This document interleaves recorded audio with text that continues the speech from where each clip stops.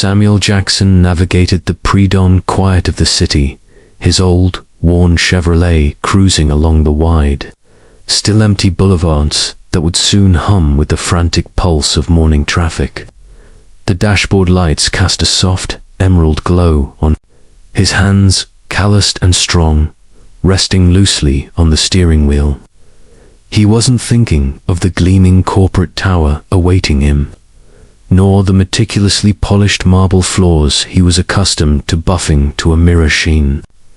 Instead, his mind drifted back to a simpler time, a sun-drenched memory of his grandmother's garden, the smell of damp earth and blooming jasmine. A faint, almost imperceptible smile touched his lips, a private moment of peace before the world. Woke up, his gaze, usually deep and observant, seemed lost in the wisps of fog still clinging to the skyscraper peaks. A quiet contemplation of the path that had led him to this exact moment. He pulled into the employee parking garage beneath the towering edifice of Sterling Holdings, the financial titan that dominated the city's skyline. The fluorescent lights hummed, casting a stark, artificial brilliance on the rows of luxury vehicles. Sam's Chevy, dependable and unassuming, seemed almost a relic amidst the sleek, modern machinery. He stepped out, his janitor's uniform, though clean and pressed, a stark contrast to the anticipated crisp suits of the morning's elite. He adjusted the brim of his cap, the familiar weight of his mop bucket and cleaning cart a comforting presence beside him. A sudden, sharp memory, like a cold draft, pierced his calm, a fleeting image of his younger self, vibrant and ambitious, standing on a stage, a diploma clutched in his shaking hand, the roaring applause a distant echo in the quiet garage. The peace of the garden vanished, replaced by a faint tremor in his hands, a quiet anxiety he'd learned to suppress. He wheeled his cart into the pristine lobby, the polished boots of the early bird executives clicking rhythmically on the marble floor. They barely spared him a glance, their eyes fixed on their glowing phone screens, their expensive watches catching the light. Sam moved with the quiet efficiency of someone who had long ago mastered the art of being invisible. He greeted the young security guard, a nervous newcomer named Michael, with a warm nod.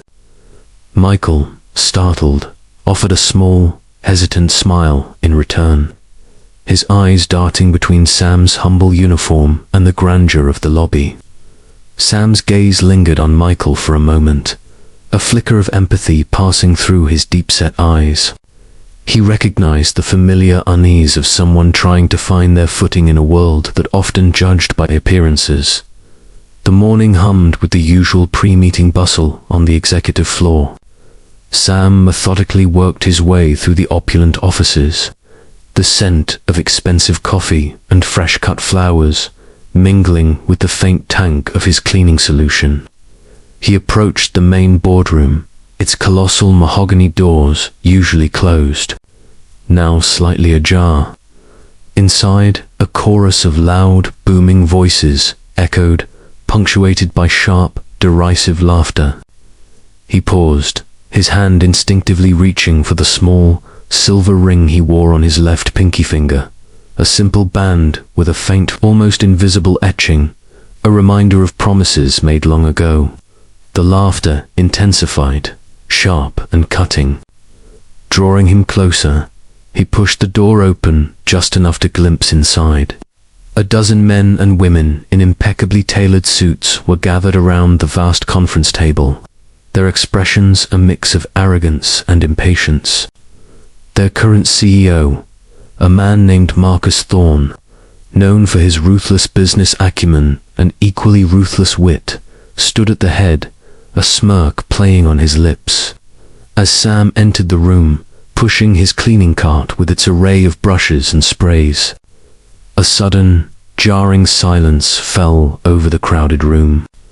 Every eye turned to him, their initial expressions of annoyance quickly morphing into disdain. Thorne's smirk widened, his gaze sweeping over Sam's uniform, taking in every detail with a dismissive air.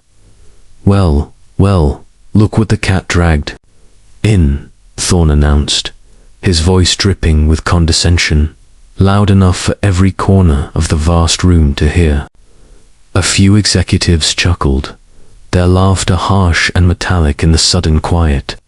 Looks like our janitor here has decided to grace us with his presence. I suppose he heard we were discussing important matters. Thorne gestured vaguely around. The opulent room emphasizing the contrast with Sam's humble appearance. Perhaps, my good man, you could find something productive to do. This board meeting is hardly the place for dusting. He paused, his eyes narrowing. Unless, of course, you've come to polish the CEO's new desk.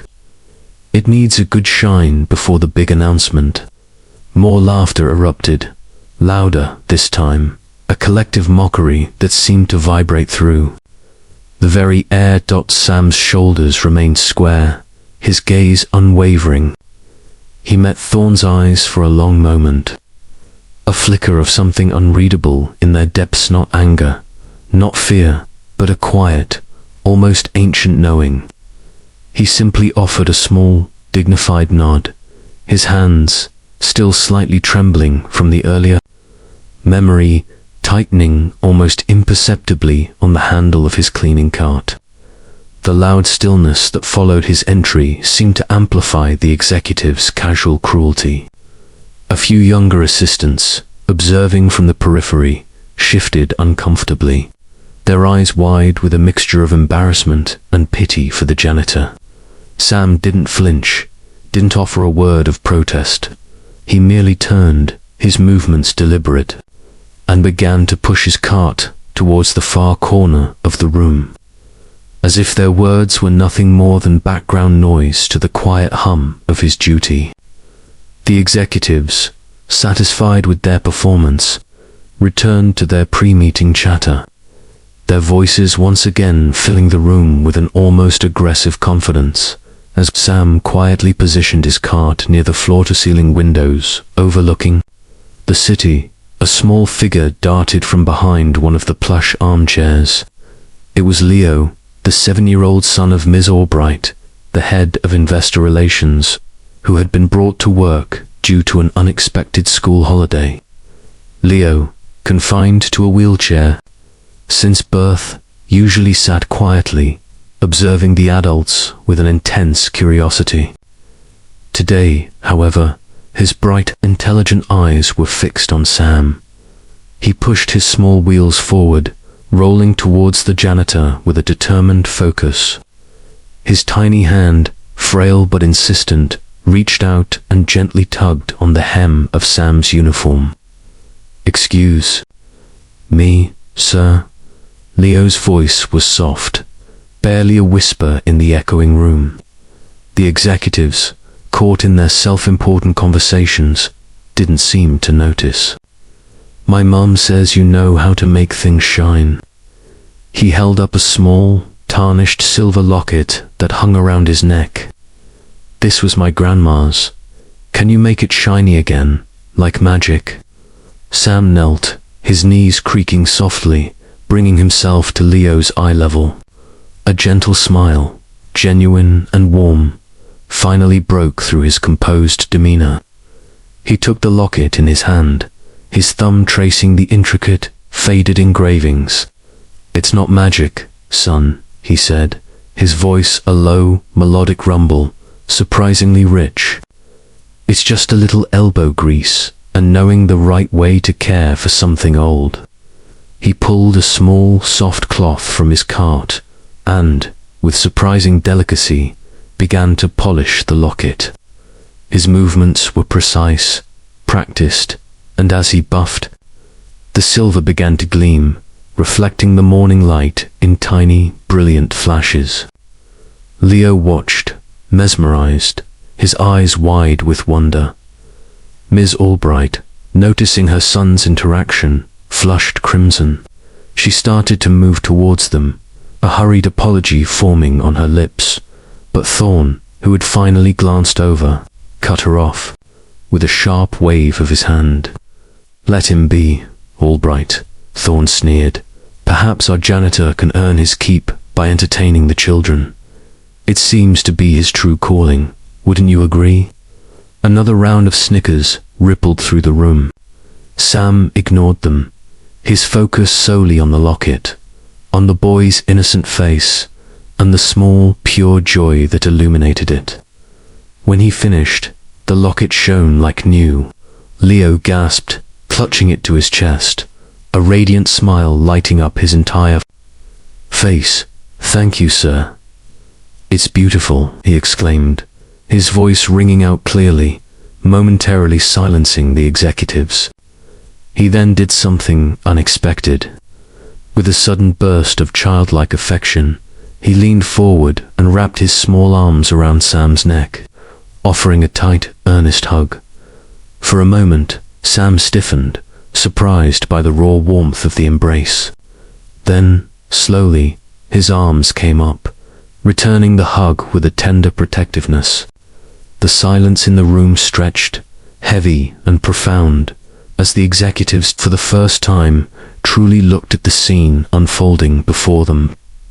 Some shifted uncomfortably, a flicker of something akin to shame passing across their faces.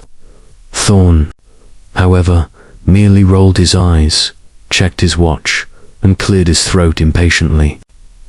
All right, enough of the heartwarming spectacle," Thorn announced, his voice booming. "We have an announcement to make. The board of directors will be joining us shortly to introduce our new CEO." He puffed out his chest, a self-satisfied grin spreading across his face, clearly expecting the announcement to be about him. The room buzzed with anticipation, everyone positioning themselves for the grand reveal. Sam, having gently released Leo, quietly returned to his corner, resuming his task of wiping down the broad, reflective surfaces, his movements as fluid and unobtrusive as before. Leo, still clutching his gleaming locket, watched him with an admiring gaze, a silent testament to the janitor's quiet kindness. Just then, the grand mahogany doors swung open with a soft sigh, revealing three figures. Chairman Alistair Finch, a man whose silver hair and sharp eyes commanded instant respect, flanked by two other stern-faced board members. The room instantly fell silent, a palpable shift in atmosphere. Thorn, beaming, strode forward, extending his hand to Chairman Finch, ready to receive the expected accolades. Finch, however, bypassed Thorn completely, his eyes sweeping the room, a subtle frown creasing his brow. His gaze paused, then settled firmly on the humble figure in the janitor's uniform, still wiping down a glass panel in the corner. "Gentlemen, ladies," Chairman Finch's voice was clear and resonant, filling the expansive room. "Thank you for gathering. We are here today to announce a pivotal new chapter for Sterling Holdings. After extensive deliberation and a comprehensive search for a leader with both unparalleled vision and an unshakable moral compass, the board of directors is proud to announce the appointment of our new chief executive officer." He paused, a dramatic beat of silence hanging in the air. Thorn's grin widened, his chest swelled visibly, a faint murmur of congratulatory whispers beginning to ripple through the room. Then, Chairman Finch raised a hand, cutting through the nascent applause. His eyes, clear and unwavering, remained fixed on Sam. "It is my distinct honor," Finch continued, his voice echoing, "to introduce the man who will lead us into the future, Mr. Samuel Jackson." The words hung in the air, a physical shockwave. The murmurs died instantly, replaced by a suffocating silence. Every head in the room swiveled, eyes darting from Chairman Finch to the janitor in the corner. Thorne's face, moments before alight, with triumph, went completely blank, then slowly, agonizingly, drained of all color. His jaw sagged open, his extended hand still suspended awkwardly in the air. A grotesque tableau of shattered expectation. Sam, who had been wiping a streak off. The glass slowly straightened. He turned fully to face the stunned faces, his hands finally still. He reached into his uniform pocket and pulled out a small, leather-bound notebook, its pages filled with neat, precise handwriting and a sleek, modern pen. He glanced at the ring on his pinky finger, its simple silver band catching the light, reflecting the stunned expressions of the executives. He then looked directly at Thorne, a steady, unblinking gaze that held no malice, only a profound, quiet strength. Chairman Finch, a faint, knowing smile touching his lips, began to walk towards Sam. "Samuel, my friend," he said, his voice warm with genuine respect. "They didn't believe me when I told them you preferred to observe before you lead. They thought you were just the janitor." He chuckled softly, a sound that seemed to slice through the dense silence.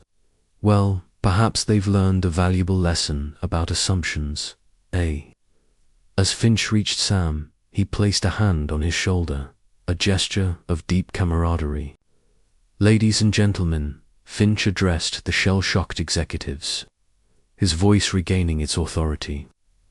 "Allow me to properly introduce Mr. Samuel Jackson, a financial visionary whose investment strategies single-handedly turned around no less than 3 struggling conglomerates in the past decade.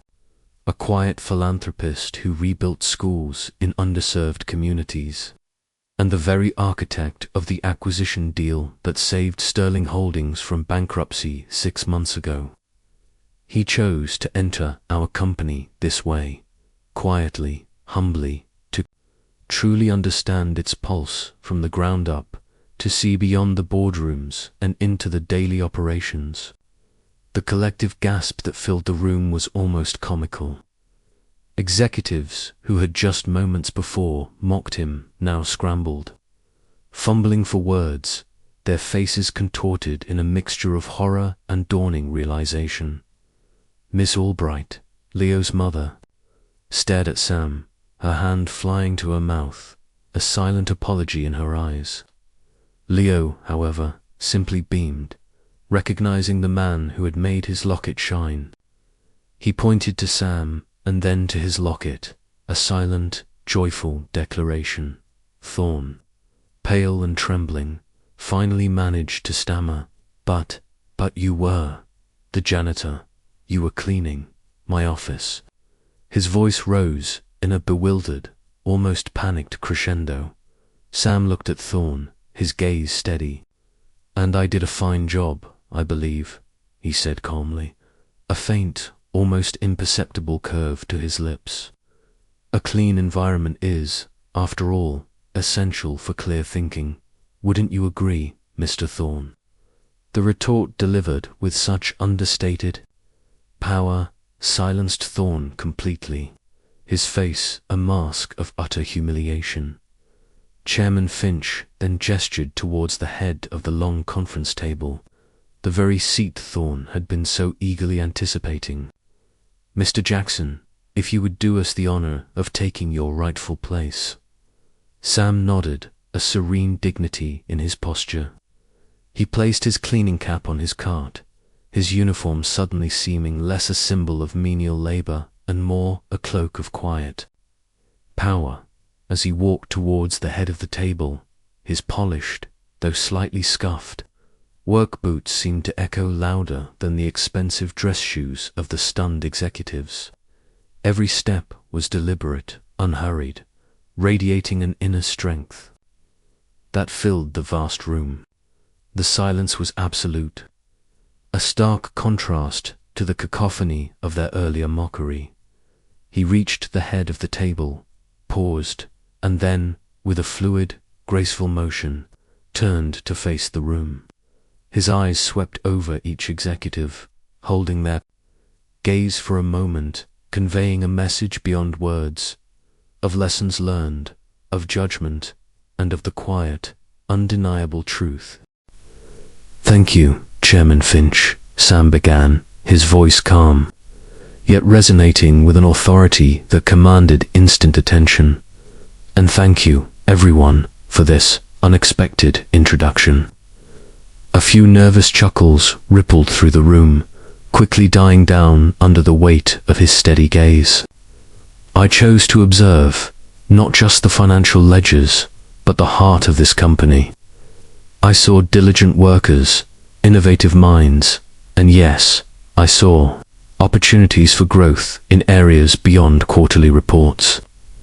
He paused, his gaze settling on Thorne, who visibly flinched. True leadership, I believe, begins with understanding, empathy, and respect for every individual, regardless of their role. For far too long, corporations have operated on a hierarchical model that often overlooks the invaluable contributions and insights of those at every level. My time on the floor has illuminated that more than any boardroom ever could.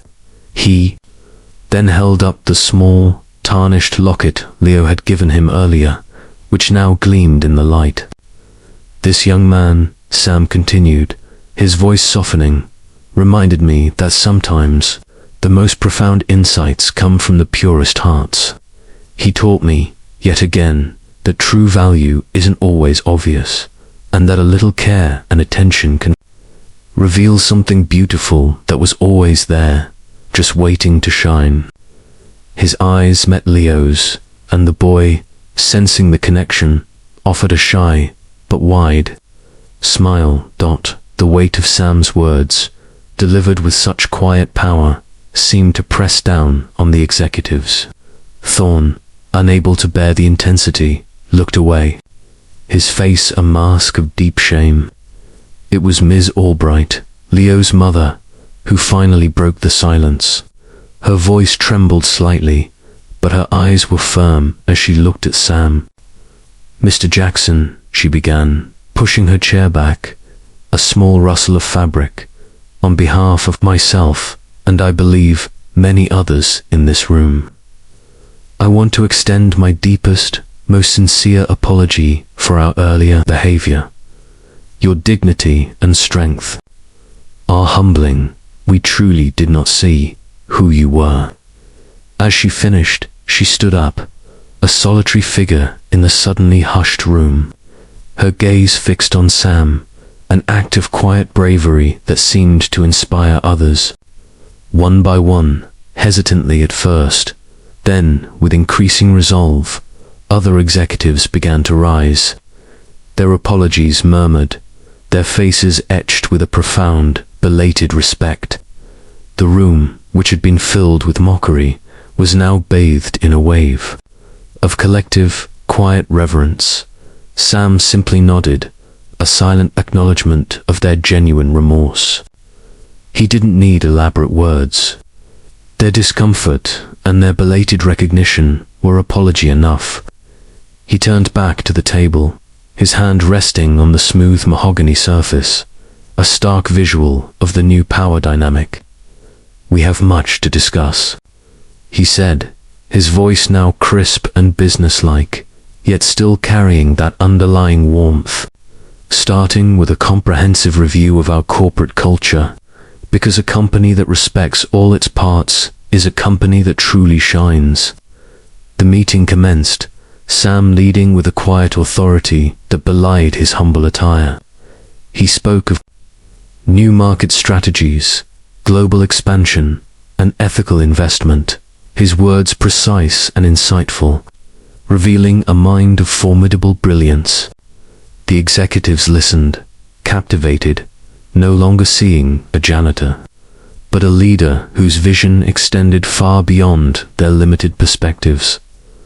Later that afternoon, as the executives spilled out of the boardroom, their initial shock replaced by a grudging admiration, Thorne remained behind.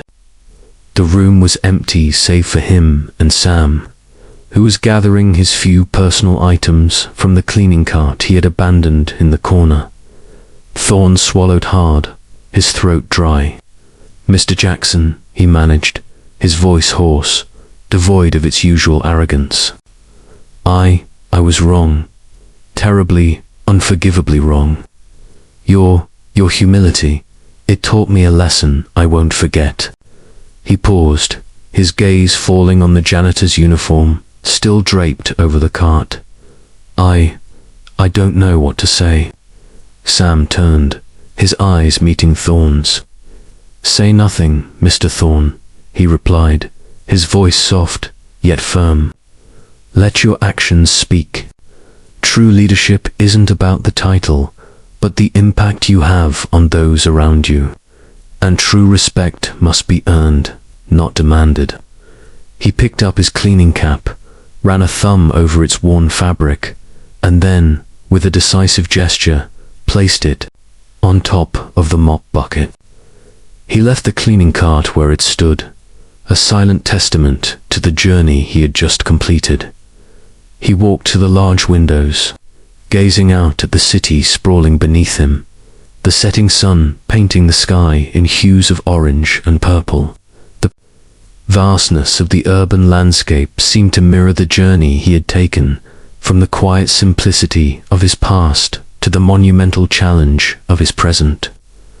He stood there for a long moment, a solitary figure silhouetted against the fading light, radiating a profound sense of peace. He had faced their scorn, endured their mockery, and emerged not with bitterness, but with an unwavering dignity as he turned to leave. His gaze fell upon Leo, waiting patiently by the elevator, his mother, Ms. Albright, by his side. Leo waved, his eyes bright. "By Mr. CEO." He called out, his innocent voice carrying through the quiet hallway. Sam offered a genuine smile, a warm, heartfelt expression that reached his eyes. He walked past Thorne, who stood frozen, still processing the monumental shift in his world, a man who had finally learned the truth, albeit far too late. Sam simply passed him by, his stride even, his head held high. He walked out of the executive floor, not as the janitor, but as the new CEO, leaving behind a silence filled with lessons learned and hearts softened, a profound, public moment of respect finally earned. His mission, in that moment, was clear: to not just lead a company, but to inspire a shift, to remind everyone that true value often wears a humble disguise, and that kindness, like a polished locket, has the power to make the world shine. The next morning, Michael, the young security guard, found himself at the main entrance, observing a wealthy-looking man arguing with the cleaning crew about a spilled coffee. The man was arrogant, demanding, and dismissive. Much like the executives had been with Sam, Michael felt a familiar flicker of frustration. But then he remembered Sam's quiet strength, his unwavering dignity. Taking a deep breath, he stepped forward, his voice clear and steady. "Sir," he said, surprising even himself, "there's no need to speak to them that way. Everyone here deserves respect." The wealthy man blinked, startled by the unexpected bravery from a security guard, and, for the first time, he hesitated, a tiny crack in his facade of entitlement.